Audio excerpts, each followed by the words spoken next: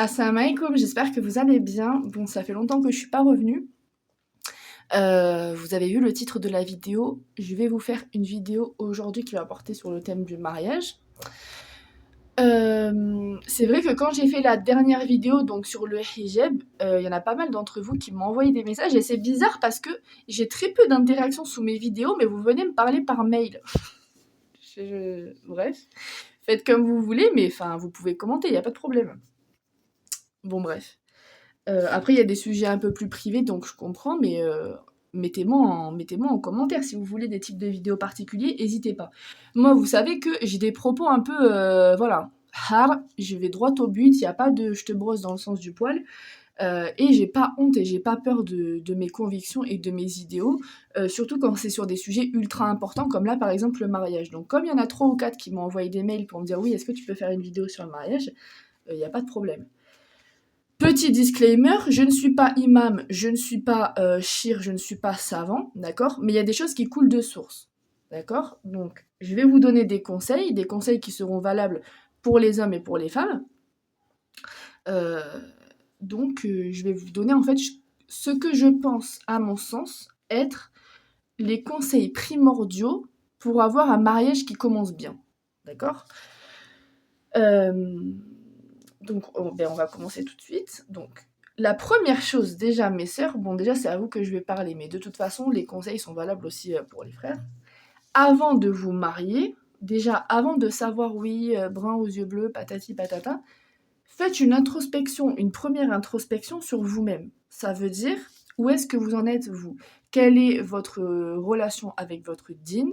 À quelle hauteur est votre foi? Qu'est-ce que vous voulez pour votre futur? Quels sont vos idéaux? Quel est votre futur de rêve? Qu'est-ce que vous recherchez? Est-ce que vous voulez une grande famille? Est-ce que vous voulez, je sais pas, est-ce que vous voulez voyager? Est-ce que vous voulez, je sais pas, est-ce que vous voulez une maison avec des chats? J'en sais rien, moi, voilà. Faites un point sur tout ce que vous voulez, sur tout ce que vous espérez et sur tout ce que vous demandez à Allah. Déjà, première chose, déjà faites des salat istikhara, faites beaucoup de demandes à Allah parce que tout ça, c'est Allah qui va vous le donner. Mais faites un point sur vous-même, ça veut dire où est-ce que vous en êtes vous. Parce que si vous ne vous connaissez pas vous-même, et vous allez rigoler, vous allez vous dire mais comment ça je me connais pas moi-même, des fois, il y a des choses qu'on garde enfouies au fond de soi et qu'en fait on se rappelle que quand on fait des introspections. L'introspection, c'est extrêmement important dans tous les points importants de votre vie. Je vous ai parlé par rapport à l'envie d'enlever le hijab, là par rapport au mariage, et tous les points importants de votre vie, faites d'abord une introspection sur vous-même. Parce que si vous ne vous connaissez pas vous-même, il va être difficile de pouvoir expliquer à votre mari, pendant la muqabala, et ça on le verra plus tard, euh, vous pourrez pas expliquer à votre mari, vous pourrez pas vivre avec votre mari pendant la muqabala. La muqabala, elle va durer un temps bien précis. Donc faites un point d'introspection sur vous-même. Déjà, ça pour moi, c'est le premier point, c'est la base. Deuxièmement, donc les caractéristiques. D'accord? Donc, on va peut-être pas être d'accord sur ce sujet, d'accord? Sur toutes les caractéristiques que je vais vous donner. On va peut-être pas être d'accord, mais pour moi, c'est le B à bas. C'est le B à bas. Déjà, la première caractéristique qui est non négociable, c'est le B à bas, du B à bas, du B à bas, du ciment, de la première brique, des premiers plots que vous allez mettre sous votre maison pour qu'elle tienne, d'accord? La prière. Je suis pas ouverte, comme elle dirait, je sais plus comment elle s'appelle, je ne suis pas ouverte au débat. Un homme ou une femme qui ne fait pas la prière n'est pas mariable. D'accord? Vous pouvez dire ce que vous voulez, patin couffin, ce que vous voulez, patati patata. Vous faites le halal, comment vous voulez construire une relation saine et durable et pérenne avec quelqu'un qui n'est pas capable et qui se rend compte de l'importance de la salade, qui est un pilier de l'islam, qui n'est pas capable de donner 25 minutes par jour en comptant 5 prières sans les surérogatoires et sans Qiyam al-Layl, qui n'est pas capable de donner 25 minutes par jour à son Seigneur, à celui qui va lui donner ce mariage. Comment vous voulez construire une vie? Je ne suis pas ouverte au débat, vous pouvez dire ce que vous voulez en commentaire. Quelqu'un qui ne fait pas la prière n'est pas mariable. Si tu n'es pas capable de te lever pour le fajr, si tu n'es pas capable de rester jusqu'à l'Aïcha debout, même tu es fatigué, même ce que tu veux, on n'est pas à l'abri de s'endormir, on n'est pas à l'abri, on est tous couverts de péché jusqu'au ciel, d'accord? Mais 5 prières par jour, c'est non négociable. d'accord? Que vous vous entraidiez l'un l'autre quand il y a des baisses de foi, patati, voilà, mais 5 prières par jour, c'est non négociable. Parce que si tu te maries avec une femme qui est capable de passer 1 heure à faire le brushing, à faire le maquillage, à chercher les vêtements, à patati, à patata, mais qui n'est pas capable de mettre son front au sol pour demander à Allah tout ce dont elle a besoin dans sa vie, comment tu vas y arriver? Pareil, si un frère il est capable d'aller voir les frères, d'aller patati, d'aller patata, de traîner à droite, à gauche, de faire ceci, cela, ça on va en parler après, euh, mais qui n'est pas capable de se prosterner à la maison, de faire l'aide à la maison, de rappeler s'il y a des enfants, mais vous allez faire comment? Quand vous allez avoir des enfants, quels seront l'exemple que vont avoir les enfants? En sachant que vous serez les premiers exemples de vos enfants. Comment vous voulez fonder une famille stable? Une famille et un couple stable. Je ne vais pas commencer à parler de la théorie de le taux de religiosité que vous avez si vous ne faites pas la prière. Ça, c'est un autre débat, mais je pense que je ferai une vidéo complète sur la salade parce que je ne suis pas imam, je ne suis pas savant, mais vous savez que je suis votre lectrice préférée. Alhamdoulilah. Et si tu aimes mes vidéos, n'hésite pas à t'abonner, à commenter, à liker, à partager pour me donner un petit peu plus de force, Inch'Allah, bi'idhnillah. J'ai eu, pendant, là ça va faire 11 ans que je suis convertie à l'islam, j'ai eu le temps de lire énormément d'œuvres, à commencer par, subhanallah, le Coran, qui parlent de la salat et qui parlent de l'importance cruciale. La première chose qui va être demandée devant Allah est la salat. Qu'en est-il de ta salat? Donc voilà, salat. Est-ce que tu fais tes 5 prières? Ça, c'est non négociable. Première, il n'y a pas de salat, arrêtez la moukabala. Moi, je vous dis la vérité. Je vous dis, moi, je suis sans pitié. Il n'y a pas de salat, il n'y a pas de moukabala. Je ne veux pas savoir. Je veux pas savoir. Tu ne donnes pas ton temps, le temps nécessaire à Dieu. Moi, tu veux me donner quoi? Non, pas de salat. Donc déjà, première chose. Ensuite, deuxième chose. Donc, que ce soit homme ou que ce soit femme, un point extrêmement important et qu'on ne regarde pas assez pendant les moukabala, quelles sont ses fréquentations?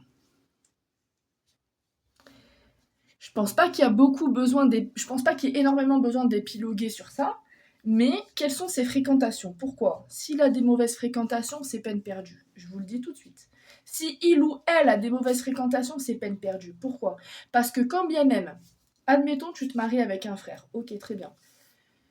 Il te fait part du fait qu'il a une baisse de foi. On est tous soumis à la baisse de foi. Chaque être humain, khalqallah, on est tous soumis à la baisse de foi. Il a une baisse de foi. Ok, toi, t'es son épouse. La première chose à laquelle tu penses, ok, je vais tout mettre en œuvre pour faire en sorte que la machine, elle remarche comme il faut.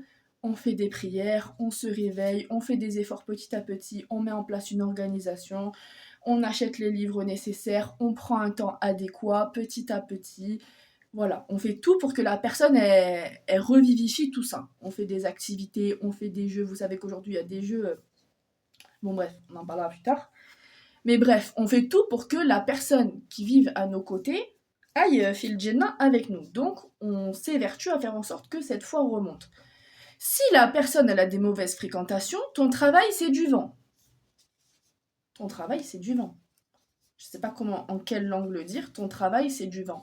Parce que la personne, elle va sortir. Admettons, il traîne avec des frères qui font pas la prière, qui jurent par Allah, sans, oh Allah, qui jurent par le Coran, qui sont vulgaires, qui ont des mauvais comportements, et la mixité, et patati et patata. Ton travail, ça sera du vent. Tu t'évertues à faire des choses qui amènent nulle part.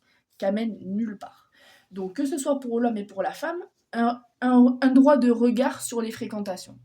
D'accord? Parce que tu vas passer par définition ta vie avec une personne. Si ces fréquentations sont mauvaises, il ou elle peuvent très bien monter le mari contre la femme, il peut y avoir de la jalousie, il peut y avoir énormément de choses qui vont faire que ça va compromettre ton mariage au fur et à mesure des années ou pas. Donc, un droit de regard sur les fréquentations. Est-ce qu'il fréquente beaucoup de frères? Voilà. Est-ce qu'il sort tard la nuit? Est-ce que patati, est-ce que patata? T'as un droit de regard sur ça. Parce que si c'est quelqu'un, par exemple, qui est beaucoup de nuit, ou beaucoup de ceci, ou beaucoup de cela, un droit de regard. Un droit de regard. Et après, toi, tu juges selon ce que bon te semble. Troisième chose, un point important au-delà du réel, son comportement avec ses parents. Ça, il n'y a pas de oui, mais j'ai pas mon droit de regard. Tu as ton droit de regard. Un frère, admettons, ok, il y a la Mukabala et tout. Pendant la Mukabala, t'as l'occasion, admettons, de rencontrer sa mère. Et tu vois devant tes yeux qu'il lève la voix sur sa mère, ou qu'il lève la voix sur son père, ou qu'il aide pas sa mère à porter sa poche de course, ou qu'il a un mauvais comportement, ou que ceci ou que cela. Ça, pour moi, c'est rédhibitoire. Tu peux faire ce que tu veux, fit dunya wa fil akhira, t'as un mauvais comportement avec ta mère, j'ai rien à faire avec toi. J'ai rien à faire avec toi. Une des choses les plus précieuses sur cette terre qu'Allah nous ait donnée, c'est une mère. D'accord? Un frère qui parle mal à sa mère, ou une sœur, tu veux te marier avec une sœur, tu vois qu'elle commence à lever la voix sur sa mère, ou qu'elle commence à lui hurler dessus. Essaye de comprendre le pourquoi du comment, mais moi je vous dis la vérité, il n'y a pas de pourquoi du comment. Même ta mère, elle te crache dessus, c'est pas grave, c'est ta mère. Tu te tais. Il y en a qui vont pas être contentes. Oui, mais il y a des parents qui sont violents, nanani, nanana. Ça, c'est autre chose. Mais ta mère, elle est énervée contre toi. Elle ceci, elle cela, c'est ta mère. Tu la respectes. Un homme qui respecte pas sa mère, moi je veux pas savoir. Oui, il y a des aléas, il y a des choses qui font que. Je peux parler en connaissance de cause, d'accord? Moi, je suis convertie à l'islam, ça n'a pas été un chemin, ça a été un, si, ça a pas été, si, ça a été un chemin semé d'embûches, d'accord, avec ma famille. Mais alhamdoulilah, mes parents, je leur ai jamais manqué de respect. Je leur ai jamais manqué de respect, quand bien même, voilà. Il y a eu des choses qui font que, il y a des choses où tu peux mettre des vétos. Mais un frère qui, tu vois que la mère, ben ça va, y a rien de grave, t'essayes un peu de savoir le pourquoi du comment, et tu vois que pour rien, il lève la voix sur sa mère, ou alors Non, non, non, non, ça c'est non négociable. Il y a des cas prescrits, mais pour 95% des cas, il lève la voix sur sa mère, c'est non négociable. C'est sa mère, tu te fais tout petit, tu fais le ragel avec qui tu veux, mais devant moi, tu ne parles pas mal à ta mère. Première chose. Pour l'homme et pour la femme. Ensuite, quoi d'autre? Donc j'ai fait la vidéo comme ça à la main levée. Pareil, j'ai parlé des fréquentations, les endroits qu'il fréquente. D'accord? Si ça commence à traîner tard la nuit, tu sais pas où il est, soi-disant il a rien à te justifier, patati patata, et en fait tu te rends compte qu'il est au centre-ville avec des gens pas fréquentables et qui commencent à faire n'importe quoi. En général, ce qui est bien, c'est que s'il fait la prière, s'il fait ses 5 prières et qu'il s'évertue à faire ses 5 prières, les lieux y vont avec. Ça veut dire que si déjà il est dehors et qu'il fait la prière, déjà il va à la mosquée. Donc s'il va à la mosquée, en général, ça va. En général, voilà, il va fréquenter des frères peut-être qu'il a rencontré à la mosquée, voilà. Donc, on va dire que le fait qu'il fasse ses 5 prières et que ce soit un but ultime dans sa vie, euh, en général, les endroits qu'il fréquente, ça va pas être des endroits du n'importe quoi. Mais ça, les endroits qu'il fréquente, si c'est les hommes du PMU, ça c'est 0/20. D'accord? Déjà, bon, PMU, vous savez très bien les statistiques de l'islam au sujet du PMU, du tiercé, tout ça, c'est interdit. Mais si c'est un frère qui fréquente les cafés toute la journée, qui passe son temps à fréquenter les cafés, moi je vous dis la vérité, dans ma ville, en centre-ville, il y a un endroit où il y a toute une rue où il y a des cafés, des bars-cafés, vous savez, et tu les vois toute la journée. Moi, il y a des fois, ça fait bien longtemps, mais il y a des fois où j'allais au marché chercher mes fruits et légumes, t'es obligé de passer par cette rue-là, ils sont là toute la journée. T'as commencé le marché peut-être à 8h, d'accord? Le temps de faire le marché, d'aller à la boucherie, d'aller tout ce que t'as besoin et tout nanani, peut-être de manger sur place, il est 11h midi, ils sont encore là. De 8h à midi, t'es sur le café, déjà, je veux pas savoir. Qu'est-ce que tu fais pendant 4 heures au café? Je comprends pas. Tu peux passer du temps avec un frère, mais dans ce cas-là, aller faire des choses utiles, aller faire du sport, je sais pas moi. Mais qu'est-ce que tu fais? 5 heures, 6 heures, 7 heures, des fois toute la journée au café. Pourquoi faire? Non, ça pour moi, ça vaut rien. Ça vaut rien du tout, ça vaut rien du tout. Il y a des choses à faire peut-être à la maison, il y a des choses à faire dehors. Si vous avez des enfants, va faire une activité avec les enfants, voilà. Ses frères ont un droit, ses frères et sœurs ont un droit, ses parents ont un droit, sa famille a un droit, ses enfants ont un droit. C'est pas toute la journée avec le frère, des fois des frères pas fréquentables, parce qu'en général, si tu passes 7 heures et que t'as des bonnes fréquentations, en général, la bonne fréquentation, tu vas boire un café avec elle, mais c'est bon, tu vas pas passer 5 heures, il va te faire le rappel. Donc en général, bref. Donc les endroits. Ensuite, quoi d'autre? Ah oui, ben, une base. Une autre base. Une autre base. Et moi, je vais vous dire pourquoi c'est une autre base, parce qu'il n'y a pas si longtemps que ça m'est arrivé, et je peux vous jurer, hein, je leur ai rien laissé, fi dunya wa fil akhira. Les sœurs qui veulent se marier, que ce soit été, printemps, automne, hiver, les cortèges, d'accord? Les mariages à 40 000 euros, je ne suis pas ouverte au débat, d'accord? Il n'y a aucun débat à ce sujet. Vous pouvez être maghrébine, chinoise, turque, pakistanaise, américaine, française, ce que vous voulez dans l'histoire du monde de l'humanité. Vos cortèges à 40 000 euros, d'accord? Vos mariages à 40 000 euros, remplis de haram, d'accord? Parce que vous faites pas le halal, pour moi, vous faites le haram, d'accord? Il n'y a aucune baraka dans vos mariages. Moi, je le dis clair, hein. Je le dis clair et net. Il n'y a aucune baraka dans vos mariages. Pourquoi? Dans les mariages, comme ça, extravagants, je veux me montrer, je veux prouver et je suis orgueilleux ou orgueilleuse, d'accord? Déjà, de un, première chose, la mixité. D'accord? Il y a la mixité. Il n'y a pas les hommes avec les hommes et les femmes avec les femmes. Déjà, un mariage où il n'y a pas les hommes avec les hommes, séparés des femmes avec des femmes, il n'y a pas de mariage. Déjà. Respectez-vous, respectez votre religion, subhanallah, respectez un minimum votre religion. Déjà, vous faites un mariage dans la mixité, c'est haram.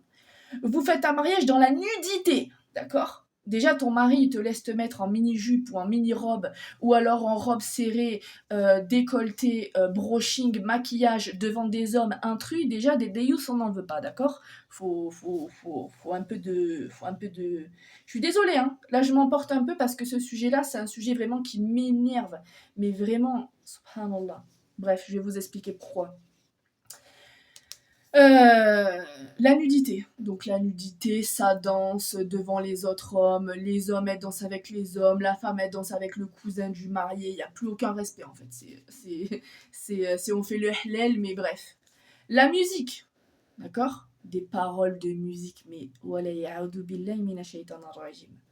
Wala ya'udu billahi minash shaitanir rajim. D'accord? D'accord? Allah il vous a permis de vous marier fille dunya et vous faites de votre mariage quelque chose de haram de A à Z. Ça veut dire il y a de la mixité, il y a de la nudité, il y a de la musique, il y a des cortèges, des accélérations, d'accord? Des accélérations dans la rue, d'accord? Le mari il fait n'importe quoi, ça hurle, le dérangement des voisins. Vous savez que le dérangement des voisins, ça fait partie d'un des plus grands péchés. Le fait à 4 heures du matin de faire des cortèges, des accélérations dans la rue, de rouler à 70 dans des rues où il faut rouler à 30, hein. Vous vous mettez en danger. Je ne sais pas si vous avez vu, c'était il y a 3 ou 4 ans, je crois, à Harlem. Il y a un cortège comme ça. Le marié qui était en premier comme ça, qui roulait dans une grosse voiture, il a voulu doubler un camion, sauf qu'il n'a pas vu qu'il y avait un camion qui roulait en face, il est mort sur le coup. Et là, qu'est-ce qu'on va dire? Est-ce qu'on dit Allah Rahman? Oui, on dit Allah Rahman. Mais ce que je veux dire, c'est que il aura passé sa journée dans une journée haram. Musique, nudité, mixité, accélération, danger public. Des fois, il y en a qui font des cortèges, des fois, il y a des voitures avec des enfants dedans. D'accord? Qu'est-ce que je voulais dire d'autre?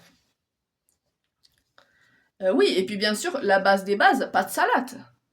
Où est-ce que vous avez vu dans ce genre de mariage que s'il y a un mariage pendant 3 jours, dites-moi où est-ce qu'il y a salat. Donc vous vous mariez bi-idnillah et vous vous prosternez pas pour celui qui vient de vous donner un mariage. Expliquez-moi, non mais expliquez-moi. Parce qu'il y en a qui vont trouver, oui mais c'est la fête, Mélanie, bien sûr que c'est un jour de fête, bien sûr, alhamdoulilah ya Rabbi, bien sûr que c'est un jour de fête. Le mariage, il y en a qui n'auront jamais accès au mariage parce que Allah a décidé qu'ils se marieraient jamais, d'accord? Mais subhanallah, quand c'est un jour de fête, quand Allah vous donne quelque chose, ne le transformez pas en quelque chose de haram, d'accord? Un mariage, il y a de la nudité, il y a de la mixité, il y a de la musique. Vous avez recouvert tout le haram, d'accord? Et vous l'avez regroupé le jour où c'est censé être un jour important pour vous. Moi, je vous donne des conseils sur comment votre mariage devrait se passer. Après, vous en faites ce que vous en voulez, mais je vous mets les grandes lignes. Déjà, il n'y a pas de mixité. Déjà, les hommes, ils sont avec les hommes, les femmes avec les femmes. D'accord? Vous pouvez faire un grand repas, ce que vous voulez, louer un lieu, un beau lieu. On n'est pas là à manger une boîte de raviolis, on est d'accord. Mais pas de mixité, déjà, première chose. Deuxième chose, pas de musique. C'est haram la musique. Vous pouvez discuter jusqu'à après-demain, la musique est haram. D'accord? L'instrument de musique, le vin, je vous renvoie au Coran, je vous renvoie à la Sunna, l'instrument de musique, les musiques c'est haram. Et en plus, le pire, c'est que les musiques que vous mettez, c'est des musiques, mais les paroles qu'il y a dedans, mais comment vous pouvez mettre ça? Je comprends même pas. Bon, bref, pas de musique, déjà, première chose. Ensuite, les gens que vous invitez, arrêtez d'inviter 5 milliards de personnes. Pourquoi faire? Les personnes, déjà, première chose, déjà, autre chose qui est haram dans ce genre de musique, dans ce genre de mariage, c'est qu'il y a énormément de gaspillage. Le gaspillage de la nourriture est proscrit dans le Coran. Vous faites des quantités de nourriture, je le sais, je suis peut-être convertie à l'islam, mais j'ai participé à énormément de mariages déjà avant de me convertir et après m'être convertie. Bon, après m'être convertie, je les ai quand même limités parce que quand j'ai compris ce que c'était, bon, fin. Mais des montagnes de nourriture, des montagnes de gens, la mariée et le marié, des fois il y a des gens que eux-mêmes ne connaissent même pas. Vous allez vous marier, pourquoi vous voulez montrer à tout le monde, à des gens qui déjà de un peut-être vont vous critiquer. On a entendu, on a vu dans les mariages. Ah mais t'as vu sa femme elle est pas belle hein. Ah mais t'as vu son mari il est tout petit. Ah mais t'as vu son mari il fait ça. Ah mais t'as vu sa femme blablabla. C'est des gens qui vont vous critiquer. Vous ne méritez pas que votre mariage soit rempli de gens qui vont vous critiquer, qui vont peut-être même vous insulter, qui vont peut-être même faire de tout et de n'importe quoi, de tout le mal qu'on connaît, d'accord? Vous ne méritez pas de dépenser un centime pour ça. Donc déjà, vérifiez qui est-ce qui va dans votre mariage. D'accord? Si vous avez deux très grandes familles, rien ne vous empêche d'inviter vos deux très grandes familles. Dans ce cas-là, ce serait un grand mariage, mais avec des gens que vous connaissez. Mais il n'y a pas de je ramène un tel, je ramène ci, ça. Préservez votre mariage de quelque chose de mal. D'accord? C'est ça le but. C'est ça le but. Si tu veux te marier avec quelqu'un à la vie, à la mort, en sachant qu'un mariage, voilà, c'est censé être à la vie, à la mort. Après, il y a les aléas et voilà, le divorce, ça existe. Mais ça, c'est autre chose. Vérifiez qui vient dans votre mariage. D'accord? Vérifiez, scrutez, voilà. Vous pouvez louer un bel endroit, faire un beau repas, patati, il n'y a pas de problème. Ça, il n'y a rien de haram. Voilà. Donc, voilà. Pas de préférence, pas de nudité, mais bon, ça, voilà. Hein. J'ai fait une vidéo au sujet du hijab, donc vous pouvez aller la regarder si vous voulez. Et profitez, et profitez, et profitez.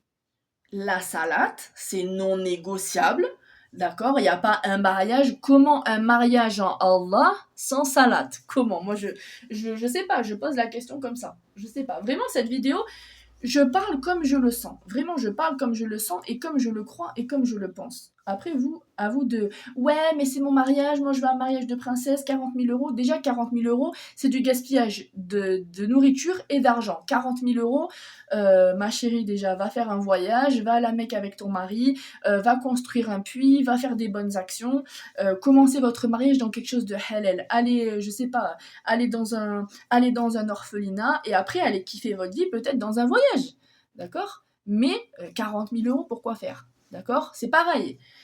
La dot, le sujet de la dot, on va en discuter, parce que ça aussi, on voit de tout et de n'importe quoi. Ah non, mon mari, c'est 40 000 euros. Oui, d'accord? Donc si ton mari, il en touche 100 000, si ton mari touche 100 000 euros par mois, d'accord? Mais faites en fonction. Le premier conseil que j'ai à vous donner par rapport à la dot, moi je suis pas de celles qui disent un euro symbolique, d'accord? Il y a un moment donné où tu te maries, tu as le droit à une dot, ok. Mais faites en fonction des possibilités de votre mari. Faites en fonction des possibilités de votre mari. Si votre mari touche 1 500 euros par mois, vous ne pouvez pas lui demander 20 000 euros. Il y a quelque chose qui s'appelle en fait la raison. La raison. La raison. D'accord? Vous pouvez pas demander 20 000 euros à quelqu'un. Il y en a une qui a fait une vidéo et qui a dit oui, où est-ce que vous avez vu, vous avez fait d'un cauchemar une réalité. Elle a dit moi j'ai jamais vu personne demander 20 000 euros. Mais bien sûr que si, ça court les rues. Et je peux vous jurer que ça court les rues. Ça court les rues. De plus en plus, elles veulent 10 000, 20 000, 30 000, 40 000, et ça a été jusqu'à des tonnes d'or, et la voiture, et la villa, et patati et patata. Donc ça, c'est un peu plus rare. Mais 20 000 euros, 10 000 euros, aujourd'hui, c'est pas hors du commun, quoi. Mais 10 000 euros, ton mari touche 1 500 euros. Donc déjà, première chose, les frères, mettez de l'argent de côté aussi. Parce que c'est pas question de, ouais, j'arrive, elle me demande un gilbeb. Non, c'est pas comme ça, la vie. Il faut quand même mettre un minimum de côté.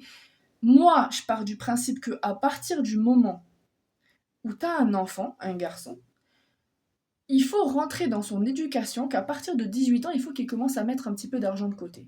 Après, chacun voit comme il veut à ce sujet, d'accord? Mais moi, je pars du principe que à partir de 18 ans, un garçon et qui commence à mettre de côté. D'accord? Parce que effectivement, quand il va se marier, il aura beaucoup de charges. D'accord? Il va falloir qu'il prenne en charge le loyer, les vêtements. Et sur ça, il n'y a pas débat. Hein. Il n'y a pas de 50-50 chez nous. D'accord? Moi, je suis pas quelqu'un qui. Je suis contre les 40 000 euros de dot. D'accord? Mais le frère qui dit ah non, mais on fait 50-50 le loyer, anta rajel ou anta nisa. D'accord? Bref, c'est un autre débat. Mais mettre un peu d'argent de côté. Et si elle veut demander, si par exemple il touche 1 500 euros et qu'elle demande 2 000, 2 500, moi je suis désolée, c'est pas énorme. D'accord? Parce que toi, tu es censé en tant qu'homme avoir commencé à mettre un petit peu d'argent de côté, d'accord? Bon, même si pour moi, 2 000, 2 500, moi personnellement, je trouve ça énorme. Mais voilà, il faut mettre un petit peu d'argent de côté, d'accord? Voilà. Mais les sœurs qui demandent 40 000 euros, réveillez-vous là, réveillez-vous. D'accord? Vous avez jamais mis 1 euro de côté, d'accord? Et vous arrivez, vous voulez 40 000 euros. Non, réveillez-vous. Même 20 000 euros, même 10 000 euros. Et 10 000 euros, c'est 10 fois le salaire d'une personne qui touche le SMIC, d'accord? Enfin, un petit peu moins, on va dire 8 fois. D'accord? C'est énorme. Vous savez que j'ai une amie qui est d'origine. Je vais même pas dire son origine, parce que sinon après je vais me faire insulter, mais bref qui a demandé, donc elle a demandé une grosse dot et tout ça, et le mari était d'accord. Elle a demandé une grosse dot, elle a demandé de l'or, patati patata, bon bref. Sauf que, en fait, quand elle lui a demandé, le frère n'avait pas l'argent. Il n'avait pas l'argent sur le coup. Donc qu'est-ce qu'elle lui a dit? Elle lui a dit, écoute, elle lui a dit, moi je promets que je me marie avec toi, par contre, tant que j'ai pas la dot, il n'y a pas de mariage. Ce qui est logique, la dot, c'est une condition du mariage. Qu'est-ce que le frère a fait? Il a commencé à travailler, à charbonner, à charbonner, à charbonner, à charbonner, à charbonner. Admettons que la sœur, elle ait demandé 20 000 euros. On va dire, je vous donne juste l'exemple parce que je connais pas je connais pas les montants précis, mais admettons qu'elle ait mis 20 000 euros. À 10 000 euros, le frère, il a un accident du travail. D'accord? Donc, ils n'étaient pas mariés, on est d'accord. Le frère, il a un accident du travail. D'accord? Handicapé. Handicapé, fauteuil roulant. Donc là, on fait quoi? Faciliter le mariage à vos futurs maris. Même si demain tu veux 10 000 euros, d'accord? Il te donne, je sais pas moi, s'il a les moyens de te donner 5 000, il te donne 5 000, d'accord? Même si pour moi 10 000 euros c'est vraiment le bout de la lune. Mais moi, vous savez très bien, d'ailleurs, il y en a une qui s'est permise et qui a été bloquée violemment de me dire dans mon ancienne vidéo où je vous ai dit, moi je prends un morceau de pain, un morceau de fromage et le coq qui chante et je suis heureuse, qui s'est permis de m'envoyer un mail. Donc déjà tu prends le temps machallah, de chercher mon mail pour pouvoir me parler en privé, pour me dire ouais, nani, nana, mais on va pas tous se contenter d'un bout de pain. Mais je vous ai jamais dit le contraire, je vous parle de moi. Moi, je vous ai dit que moi, je suis quelqu'un d'extrêmement simple, j'ai été éduquée comme ça, walhamdoulilah. D'accord? Maintenant, si vous aimez le luxe, donnez-vous les moyens, et du temps que c'est halal et que vous faites les choses bien à côté, c'est pas interdit. Mais moi, je vous ai dit que moi, personnellement, c'était pas quelque chose qui m'intéressait. Bref. Et n'essayez pas de venir parler sur un ton un peu hautain avec moi parce que moi ça va être bloqué en diagonale. Bref, c'est très gentil, très hnina, mais comme je dis, hnina mais pas hmara. Bref. Donc voilà, donnez-vous les moyens et voilà.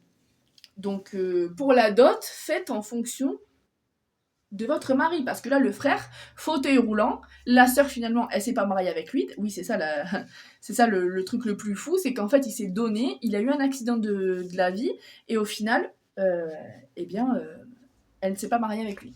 Donc voilà, donc en fait c'est double peine. Donc facilité, si vous vous mettez d'accord sur par exemple 1 000 euros, il vous donne 500, et après, et il vous paiera peut-être, il s'engage à vous donner après le mariage, ou alors, allez, mais faciliter le mariage. Voilà. Quoi d'autre? Oui, je vous disais donc du coup, qu'est-ce qui s'est passé par rapport au cortège? Dans ma rue, il y a quelques jours, moi j'ai pris le vélo, j'avais quelque part où aller. Il y a un cortège qui est arrivé, j'ai failli perdre la vie il y a quelques jours. Je vous jure que c'est vrai. J'ai failli perdre la vie. Et qu'est-ce qui s'est passé? En fait, j'étais sur la piste cyclable. La première voiture du cortège a grillé le stop. D'accord? Donc moi je suis passée, elle a grillé le stop, donc elle a manqué de me faucher, la voiture, alhamdoulilah wa shukroulilah, ne m'a pas touché à 2 centimètres à peu près, enfin à 2 centimètres j'abuse, mais à très très peu quoi, j'ai vu vraiment, franchement j'ai vu la mort arriver, subhanallah. Euh, et donc moi, bien sûr, à chaque fois que j'ai peur, voilà, je dis soit Allahu Akbar, soit Hasbunallah wa ni'mal wakil. Quand c'est quelque chose qui m'arrive de mal par rapport à une personne. Et donc là, qu'est-ce que j'ai fait? J'ai eu tellement peur qu'en fait j'ai freiné très fort, je suis tombée, et en fait j'ai fait Hasbunallah wa ni'mal wakil comme ça. Mais en fait, subhanallah, je loue Allah en fait. Je vais pas dire oh heureusement que non, en fait j'ai dit ça. Et en fait, donc c'était la première voiture, donc c'était le marié et la mariée. Et en fait, ils se sont arrêtés parce qu'ils ont cru qu'ils m'avaient percuté. Le frère, il est sorti, donc le marié, et quand j'ai dit Hasbunallah wa ni'mal wakil, je pense qu'il a pris le seum parce qu'il a senti que voilà, et puis en plus musique à fond, vas-y que je dérange les voisins, les youyou, les drapeaux, enfin bref, je, je vais pas dire ce que je pense à 100% de ce genre de mariage parce que sinon là je vais vraiment me faire insulter, mais c'est pas grave, de toute façon je le pense quand même. Il m'a insulté. Il m'a insulté. Il a entendu Hasbunallah wa ni'mal wakil, il m'a insulté. Ben, je lui ai rien laissé fit dunya wa fil akhira. Je peux vous le dire. Ah, je peux dire que mes prosternations, fit dunya wa fil akhira, je vais lui laisser rien du tout. Et fil akhira, le problème, c'est que quand tu fais du mal à quelqu'un, il y a une différence entre faire un péché entre toi et Allah. Ça veut dire que t'es chez toi, t'as fait un péché. D'accord? Allah, il t'a vu, tu te repentis. Allah, est-ce qu'il te pardonne, il te pardonne pas? Allahu Ghafur Rahim, et c'est entre toi et Allah. Mais quand tu fais du mal à une personne, soit parce que tu l'as blessé par une parole, soit parce que tu l'as calomnié, insulté, ou que tu l'as mise en danger, ou là, en définition, que tu l'as mise en danger, fil akhira, la personne, elle pourra demander des comptes. Même si tu as demandé pardon à Allah, la personne, elle pourra demander des comptes. Et là, tu vas faire quoi? Moi, Wallah, et je jure pas par Allah pour rien, on jure pas par Allah pour rien, c'est ce qu'on a de plus précieux, Ya Rabbi, le parfait, l'excellent et le sublime. D'accord? Mais moi, fil akhira, je lui laisserai rien du tout.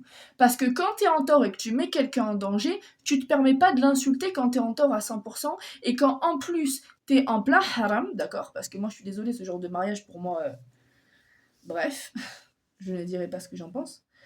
Euh, mais ce genre de mariage où la femme elle est assise sur la fenêtre et ça se montre et l'orgueil et tout le haram du monde, et qu'en plus t'es en tort et que tu t'excuses pas, fais l'akhira, je te laisse rien du tout. Je te laisse rien du tout. D'accord? Et Allah il est pardonneur, il est miséricordieux, mais moi je te laisse rien du tout. Je te laisse rien du tout. D'accord? Parce que si tu m'avais enlevé la vie, comment on fait? Mujrimin. Ah ben là, Mujrimin 100%. Mujrimin 100%. Mujrimin 100%. Tu grilles un stop, tu mets quelqu'un en danger, t'es dans le haram à 100%. En plus, la hawla wa la quwwata illa billah, quand je suis sortie de chez moi, le dor il venait de finir. Ça veut dire que je venais de sortir de la salade.